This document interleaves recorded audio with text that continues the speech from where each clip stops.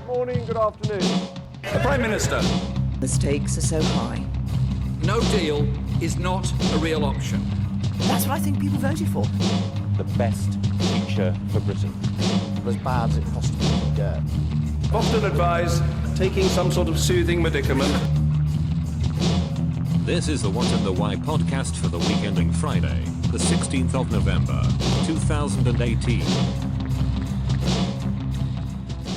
Hello, greetings, welcome to the What and the Why podcast with me, Tim Marshall, and with... Oh, you do it to me every week, David Waywell.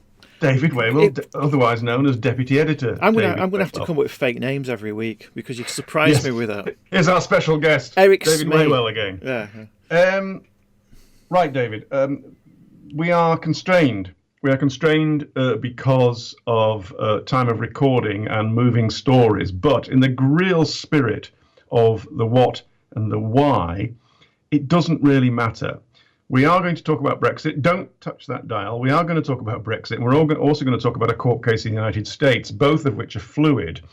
But it doesn't really matter because what we're all about, I hope, is not just the what is happening, but the why things are happening. And I think in both of these cases, we can do it. So on today's menu, a bit of Brexit, a bit of cyber warfare, which we'll come to, a bit of Jim Acosta, who did or didn't accost a woman in the White House. And we can't get away without, in the framing of a media discussion, the war of Jeremy Corbyn's coat. So, Brexit. David, what's going to happen?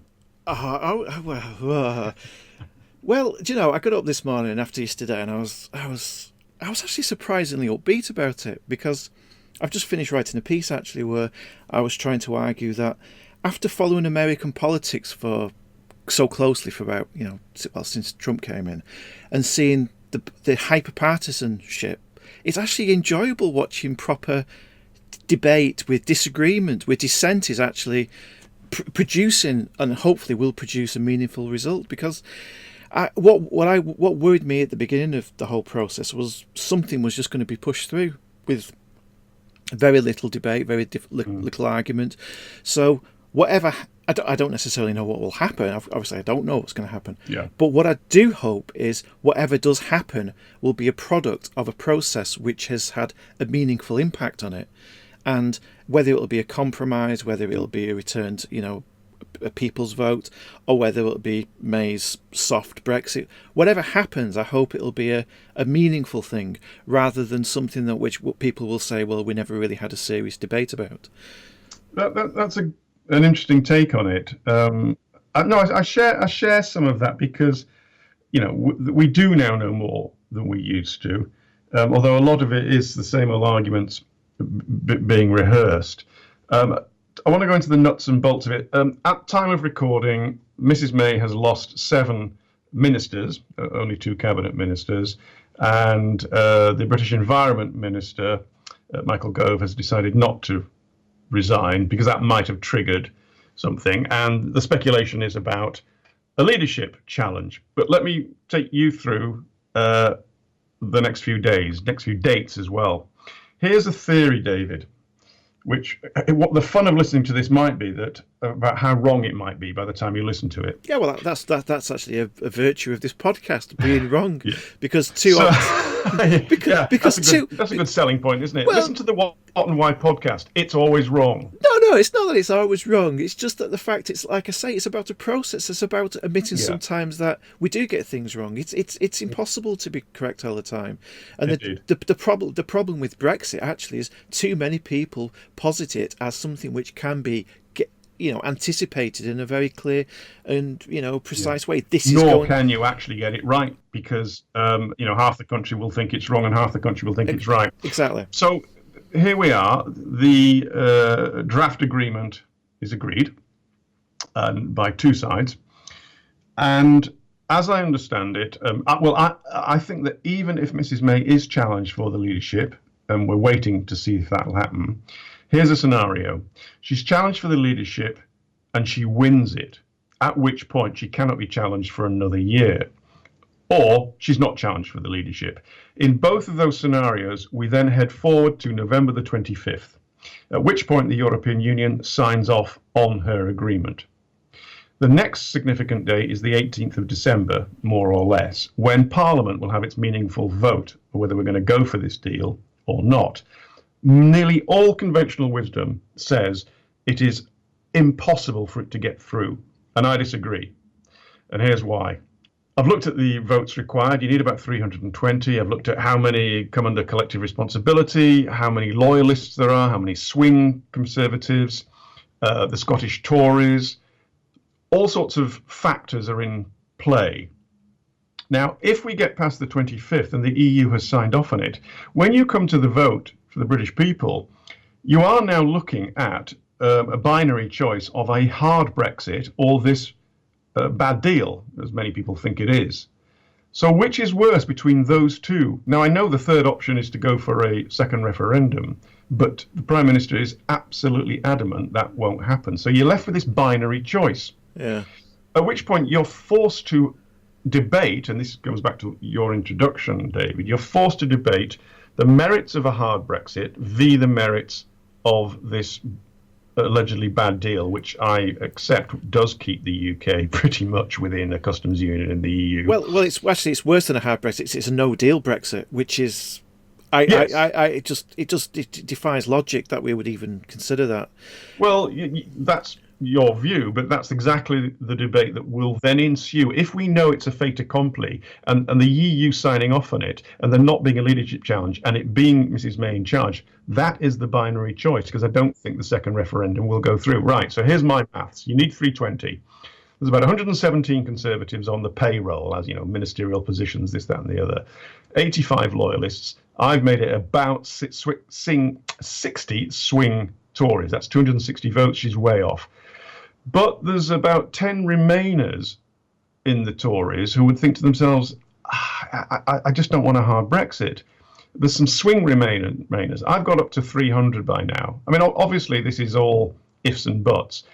And then what if the EU does give a little bit of wiggle room, for example, on the fishing industry? At that point, the 13 Scottish Tories, who say they'll vote against it, could swing in. I'm up to 313. At this point, you're now looking at the Labour Party votes. Are there any of them that will say, I just cannot stand the idea of a hard Brexit? And perhaps, and it's a huge perhaps, you get over the 320 line. I know that that is the less likely scenario, but I don't write off the possibility. No, well, the fact it's, like I was saying, I think it's something that I don't think will be countenanced, the idea that we'll fall out of it completely, means that, as you say, that the numbers probably will come back a little bit in her favour. Do I think it'll go through? My gut instinct is that it isn't, and then I think we're totally in uncharted territory. Yeah. I think I've been listening to a few commentators who think that the people's vote is it'll never happen, but I have a feeling that maybe either she will relent, or whoever her successor will be, Corbyn or some other. Hang on, Corbyn. Go on. Well, I mean, the fact is... hang on. Firstly, right, in the other scenario that there is a leadership challenge, she loses and stands down. At that point, another Tory becomes leader and Prime Minister. Yeah. But that doesn't mean he or she calls a general election, so it's not Corbyn. No. Well, the reason I say Corbyn is the current betting markets have Corbyn as the next Prime Minister. Whether it's true or not, whether it happens, I agree. I don't know. All I think is whoever her successor is will have more leeway to have other options, make concessions. At this point, we ought to apologise for our international listeners, because this is all very, very British, but you must bear with us. You know, we are beating ourselves into a pulp at the moment, and it is incredibly emotive. And of course, it does play out into the wider world about, sovereignty and unilateralism, and this era of what I regard as an era of division. So just bear with us when we go into some detail. Do you accept, David, that the deal, despite the Prime Minister saying we're not in a customs union, we will be in a customs union, and at least for a couple of years, we cannot make our own trade deals. Yeah, as much as I have no sympathy, and I don't share any of the views of the harder Brexiteers, I completely understand why they're furious, because this isn't what they wanted. But then again, this was always have to be the case. I mean, people treat it as though, you know, it was, what was the result, 48-52%. The 52% are sort of treating it as though they should win everything. Well, it isn't. It's always going to have to be a compromise, and I think she's done the absolute best she can. Whether it's a good deal, it is probably a really good deal as far as she could negotiate it. It is possibly the best deal. Sorry, the only deal that could have been achieved. Exactly. Possibly. But everybody will hate it, except for very few people who are actually in that little narrow area where the sympathies, you know, that's what they exactly wanted, a soft Brexit. And that's the reason why it probably will fail, because everybody hates it. No, I agree with you. That's, you know, of the various scenarios, that's the most likely one. I just wanted to put out there this, that, you know, it is, for me, given that these things are so fluid, it is possible. Let me give you my Eurovision Song Contest analogy. It's like the Eurovision Song Contest. The best song never wins, but the song which is least objectionable to the most people win. And what we've got here is kind of some. They're all objectionable. Yeah. But what we have effectively here is some kind of power ballad from like Serbia or somewhere. This is like the boring middle ground. Everybody hates it, but maybe on a good day you might just get enough people behind it to say we can stomach it. But like or nul point. Or nil point, yeah, exactly. Do you agree? Is your reading of it that Northern Ireland does remain in the customs union even after the transition period? Again, I don't. This is where this isn't this the point where it's all hanging. This is why. This is the sort of the impossible. This is the problem, which seems to have no solution. I don't see what can be done other you really need a hard border, or you have to stay in the customs union. So I don't know. If we knew this answer, then Theresa May wouldn't be in such trouble. Yeah, and on a personal note about Mrs. May, as people were busy knifing her in the front yesterday in Parliament, paying great tribute to her whilst doing so, I agree with the people that's saying that she really has conducted herself with a degree of dignity and relative fair play, whereas, of course, Nigel Farage, former head of UKIP, says that she's the most duplicitous Prime Minister that's ever lived. Yeah, I agree. No, I agree with you. I when she came into power, I thought maybe this is the sort of centrist Tory leader we were expecting. Some of the things she did after that made me think, well, there's no signs of that. But maybe she is making the right compromises. Maybe she's sort of treading that. I mean, she's got the hardest job, not just in modern politics, but in politics for a considerable number of years. I don't think that any leader would have made a great success of this. Yeah, speaking of any leader, perhaps I ought to have a quick Google to see if, you know, the entire British government has collapsed. We've sunk into the North Sea somewhere, and the world is come to an end. Hang on a minute. We're still here. Good. Moving on. Completely different subject. This week, Emmanuel Macron, the French president, is touting around an international agreement which has already got some signatories to stop state-sponsored hacking, to stop cyber wars between states, and also to stop the dissemination of false info, fake news. Now, all the EU states, all 28, because there's still 28, most NATO members, a few other countries, have all signed up that, yes, we need, in the 21st century, this is like a treaty. You know, we agree that if a country invades another country, it is an act of war. These are the old treaties, which still apply. But we don't have such a treaty over cyber. And the three big countries that haven't signed up, can you guess what they are? Oh, me guessing. I think it's probably United States. 1 out of 1. Russia, maybe? 2 out of 2. China? Yeah, and this was not rehearsed. I thought No, I'd throw that I ain't looked it up, but I just know they're the biggest hackers in the world. So Exactly, and also they're the ones that. Well, the United States has two approaches. One, that it genuinely supports an open flow of information across borders, and so is reluctant to sign up against it. But also, of course, because they are also one of the biggest hackers in the world. and the most successful as well. I mean, Yes, and do things on the offense, like the Stuxnet virus, which went into Iran. China and Russia have also a two-pronged approach. The one is that the Chinese especially, the Chinese leadership believes that they have the right to keep information within sovereign limits. For example, if you're an American company operating in China, you must keep the details of all your employers in China, in the servers in China. So in other words, the Chinese can probably access them. They don't believe you in the free flowing of movement. And of course, they are also the world's great cyber hackers, along with Russia. So, but this is an argument whose time is probably years ago, but is now coming. Microsoft, Bill Gates called for a digital Geneva Convention. And again, this is something we need to think about. And here's what we're playing for: traffic control.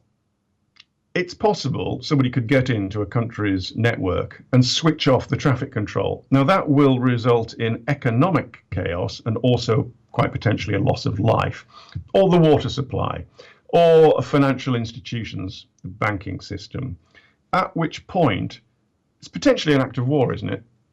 well, first of all, it's called the Paris Call for Trust and Security in Cyberspace, which says everything you need to know about it. It's a call for trust and security. I mean, it's not going to happen. It's like you say, these things are an act of war, but at the same time, they're not an act of war. They tread a very fine line between information gathering and, like you say, influence. Turning off peddling. water. Hang on. Wouldn't turning off the water supply to a city Well, via yeah, cyber be an act of war? of course it would. But Right. Well, I'm going to retaliate. Yeah, but who did it? Who did it? You see, yeah. the thing is, it's all right to say, Russia should stop hacking, but hacking in Russia, one, is a private enterprise. It's almost contracted out to the government. Yes. There's a good separation between the government and the hackers, as the Americans are discovering. Plausible deniability. Yeah, plausible deniability. I mean, we've got Gusev 2.0, who may have been a Russian agent, but wasn't I don't know. Wasn't he a Romanian or? I don't know. You're way ahead of me on this stuff. Bulgarian or something. No, but the point is, it can always come down to the individual. It's the Donald Trump argument of the £300 guy in his bedroom. America's doing it. The UK's doing it. And there's a very, very, very grey area where there's that plausible deniability. 2017, the UK government, they chose their words carefully. They said it was Russia that was almost certainly, a little bit of wiggle room there. There was something that hit a lot of software in the UK. The shipping company Maersk. Massive, you see there Maersk written on the side of many containers that are getting offloaded in ports all over the world. Anyway, they said they had to replace about 45,000 of their computers. Can you imagine the upset? TNT, the delivery firm, they were massively disrupted. This was a NotPetya malware. Now, British government, the reason they said almost certainly is to leave themselves that wiggle room that they don't have to necessarily do anything about it, even though GCHQ now accepts publicly it has an offensive cyber warfare branch, not just a defensive. But you just said it's not going to happen, but you might have said that about war. And we have the rules of law for whatever they're worth. No, it's not that I say it won't happen, because I'm pretty sure it will happen. What I'm saying is it's this Paris call for trust and security in cyberspace. I mean, the problem is, as Trump and Macron have had it out this last week, it's America spying on France. It'll be France spying on America. It'll be the UK spying on France and Germany, and everybody's at it. Yes. But there's a level of it's a totally new, unknown area of how do you actually pin this down? Because so that's exactly why we need to grope towards agreeing. And so all states who sign up to it, hopefully including those big three, agree we accept it is unacceptable to use cyber to do X, Y, and Z. So at least on paper, because all sorts of countries agree to all sorts of things and then do something else, but it's important to have the law there so that when an event happens, groupings of countries can come together, or the UN or whichever body it is, and say we accept this happened and these are the consequences of that happening.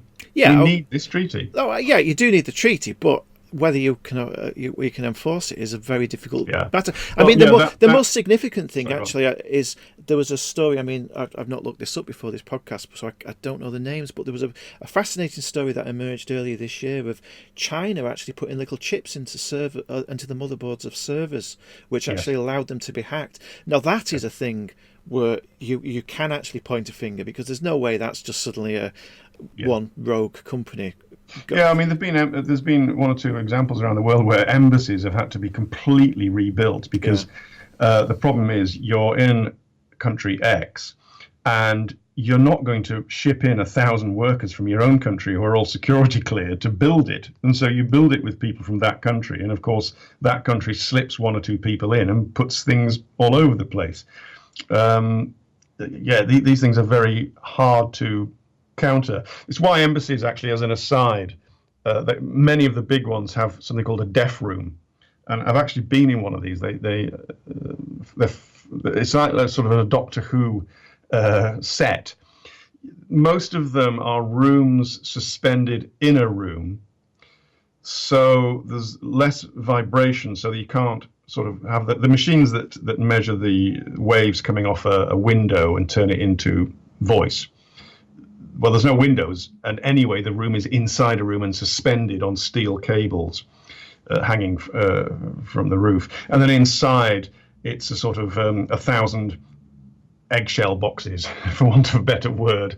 I'm sure they're not made of eggshell boxes, which dampens everything, and it's always swept. And so most of the big embassies have these deaf rooms, precisely because they know they're all being listened to, and this is the one place when you've got something really, really secret to talk about. You just cannot risk it. They go in there. Yeah, it's the air gap. It's the best security on a computer network. Just don't have your network connected to other computers.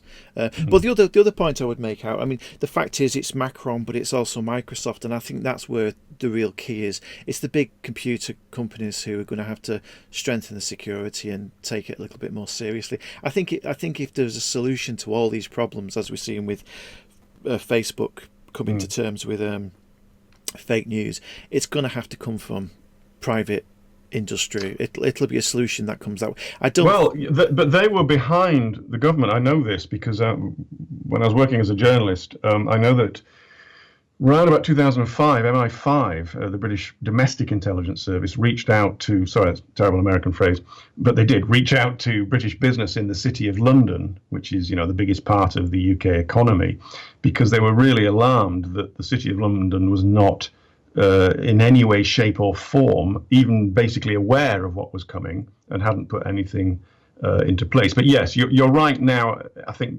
nearly everybody is aware of it. And yes, I think you're right that it's the massive companies with the money and the brain power that will do it. There's another issue as well before we move on. And this speaks to your problems with how do you build this treaty. The treaty might be one thing, but supposing you then go to the arbitration body and say, we've got evidence that country X did Y, are you really going to present your evidence to an international court, which is, of course, is highly sophisticated and secret intelligence evidence? Would you trust an international body with that level of proof? Because you would compromise your evidence gathering. And so, yeah, it is absolutely fraught. But to end on the positive note, Macron is right to try to get us to talk about this and advance it. Oh, absolutely. But This has been the case of the last, well, ever since computers came in. There's a hell of a lot of ignorance around it. People use devices. It's the perfect example is the cloud, when all the famous film stars had all the naked pictures stolen. It was because people were ignorantly taking pictures of themselves naked in the bathroom.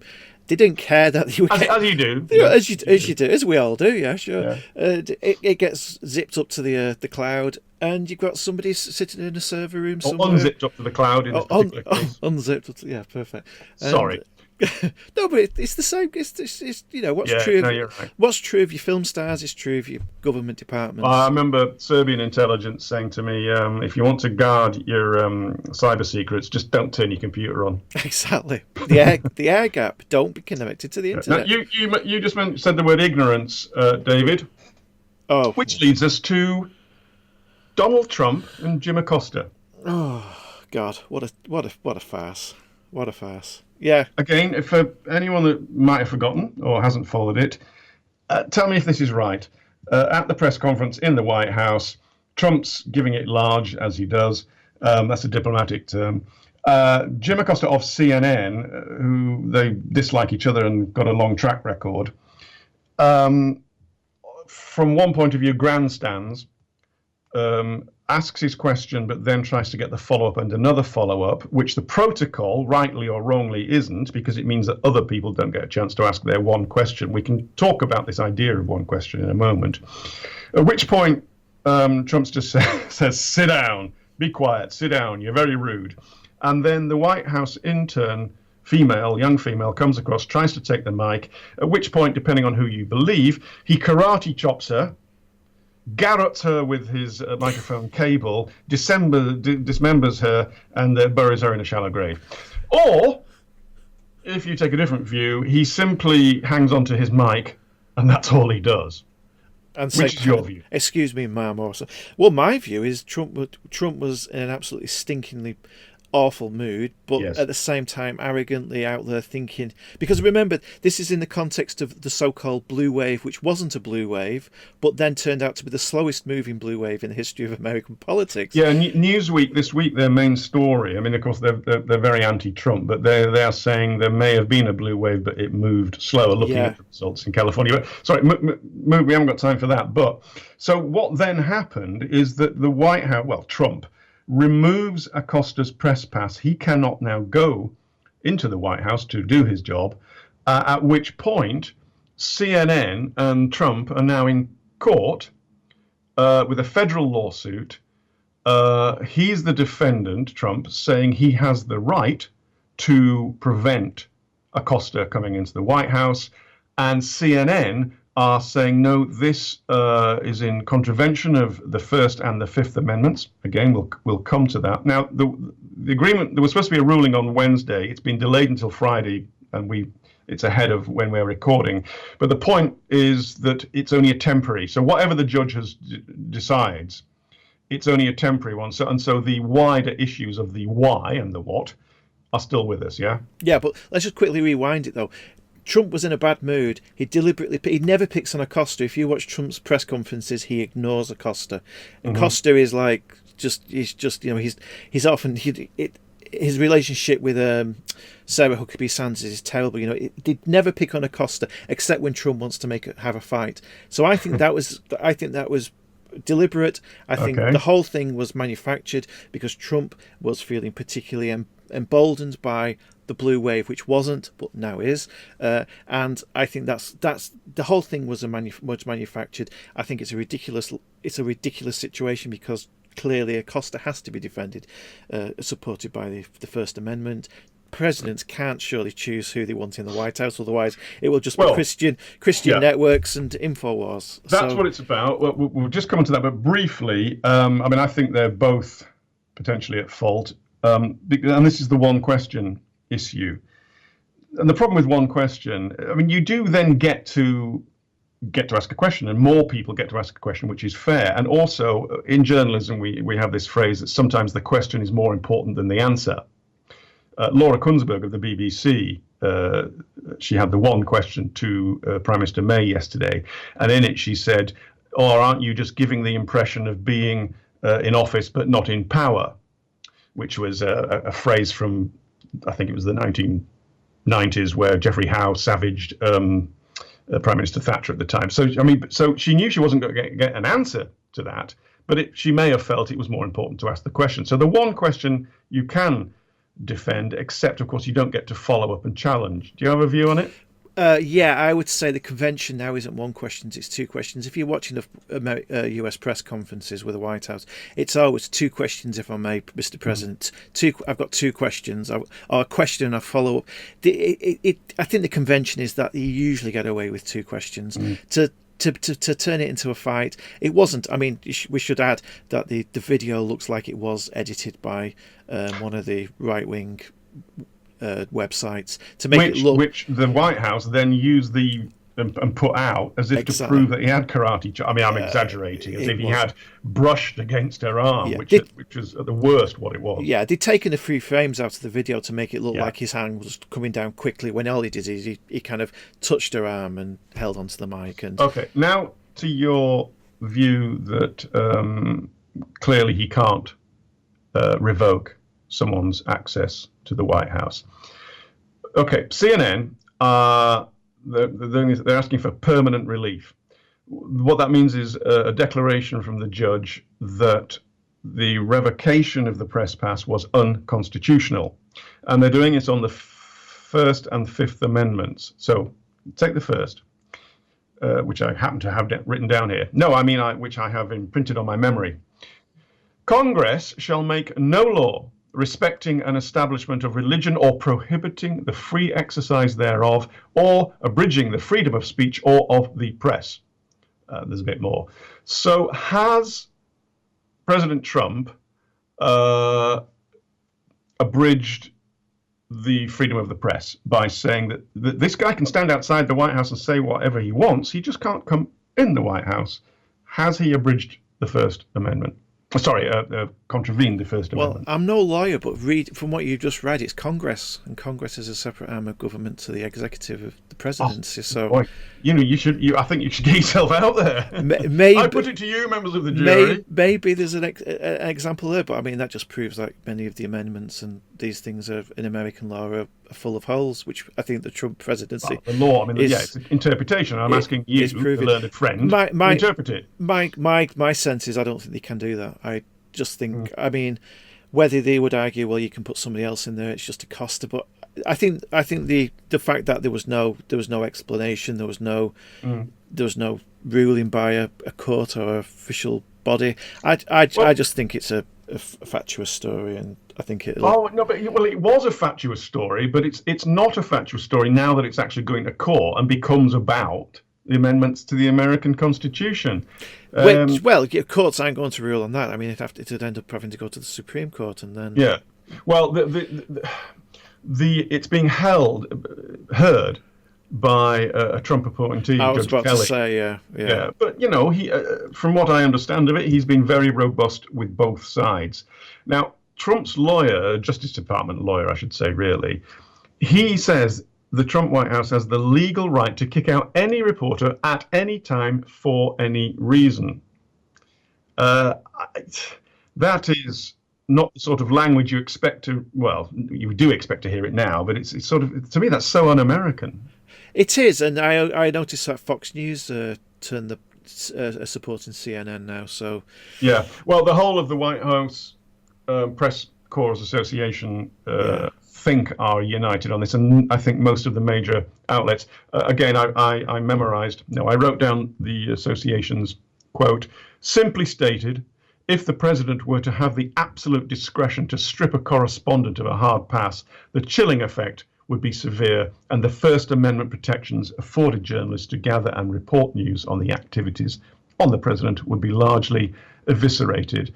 And again, you and I don't get a vote, but I'm with you. I agree with that statement, and I also agree that Trump's it's par for the course for him. He is a bull elephant raging around, and it appears not to care about the niceties of I think freedom. as with a lot of the things in the Trump presidency, it's not necessarily what's happening on the surface; it's what's happening in the background, and you see, David, it's not the what, it's the why. It is. It's to do with the blue wave. It's to do with Mueller. It's to do with the Attorney General.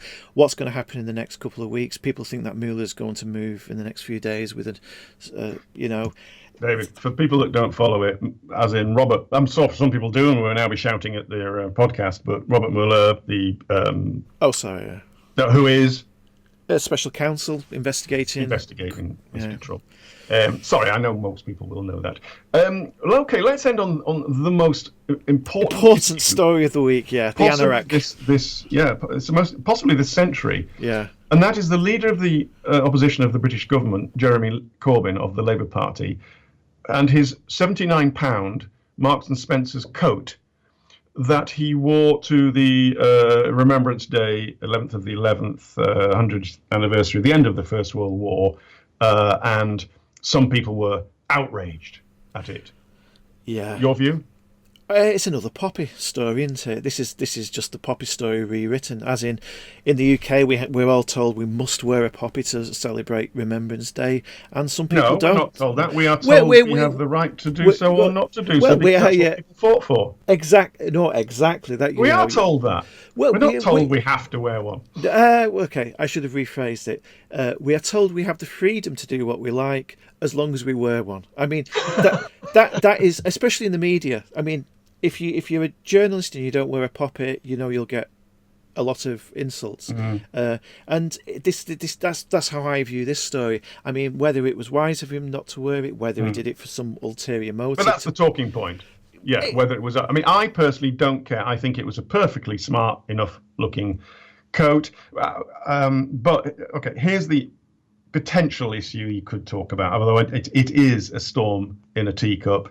It is a media storm, Twitter, social media. I mean, the guy turned up, wore a dark-looking coat. It was raining. I don't really care. But here's the context, and he knows the context, and that's why potentially it's a talking point. He's old enough to remember 1981. Michael Foot, the then leader of the Labour Party, rather shambolic figure, wore what was called a donkey jacket. It wasn't, in fact. It was a perfectly ordinary coat, but it was scruffy. And he was scruffy. He wore it scruffy. Also a patriot who was of the generation that knew exactly what commemorations were all about. And there was a massive media uproar in 1981. Now, Corbyn knows this, and he chose to wear that coat. So what does that say?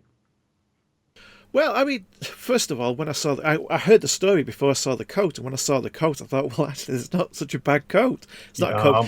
It's not a coat I would buy myself. But then again, it's not one of the coats which you normally see on a politician.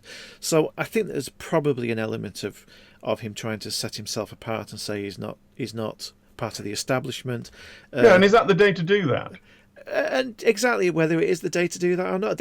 Isn't this the problem with Corbyn? I mean, no matter how much you want to defend him, he makes decisions which it makes it very difficult for you to not read ulterior motives into it. Yeah. Now, if I'm right, I think he made a wrong decision, because even in 2018, a lot of people, just ordinary folk, do want the political class to show up looking smart on Remembrance Day. Just ordinary people, not toffs from Eton or whatever, just the rank and file of us all in the country. But if he did it in a studied manner, he did it exactly to show, I'm not part of this, and yet. Which is what his supporters will admire about it. Yeah, I think. What about the rest of the country? But I agree. This goes to the heart of the problem of the Labour Party. Where Corbyn has a lot of people who support him for justifiably good reasons, because they believe he believes deeply in social care and mental health and all the things you can argue are good about Corbyn. But he doesn't acknowledge that there's a large section of that middle ground of England which he needs to win over in order to win an election. Which is why compromise is one of the most beautiful words in the English language. Yeah, so, I mean, I'm not saying I am right, because I'm, I don't know either way. But if it was that he's making a statement, then it's the wrong statement to make, because he's putting those sort of fairly narrow views about, I'm not establishment and I'm going to prove it on this day of all days, above a sort of understanding of where most, but by no means all, but most of the rest of the country is.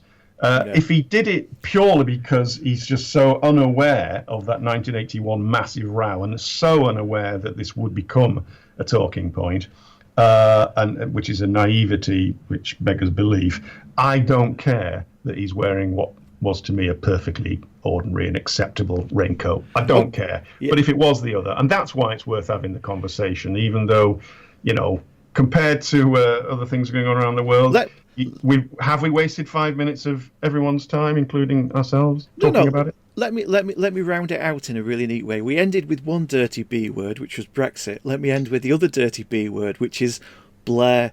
It's a mistake Blair would never have made. Blair won power because he recognised that government and power and success in politics comes from these little gestures, which might seem trivial from the outside, but actually are deeply, deeply meaningful. And I think it's the one thing which is going to stand in Corbyn's way, certainly from winning a large majority, even if he wins any majority at all. He's not got the natural touch, has he? Oh yeah, I mean Blair. That great quote I remember when the Good Friday Agreement, when he came out to Downing Street, he said, this is not a day for cliches, but I feel the hand of history on my shoulder. Exactly. Yeah, exactly. He was a master at it. We don't always like our masters, but he was. Right. I think we're done. Thank you very much. Look forward to number 4. Yeah, things might be clearer next week. Yeah, right. I'll talk to you in January. No, I'll talk to you in April. Then they might be clearer. But hopefully we'll be back next week. Thank you. The end is in sight. The colourful phrase used by a charismatic figure. This is the Trump shutdown. Thank you, God bless you, and God bless the nations of the world.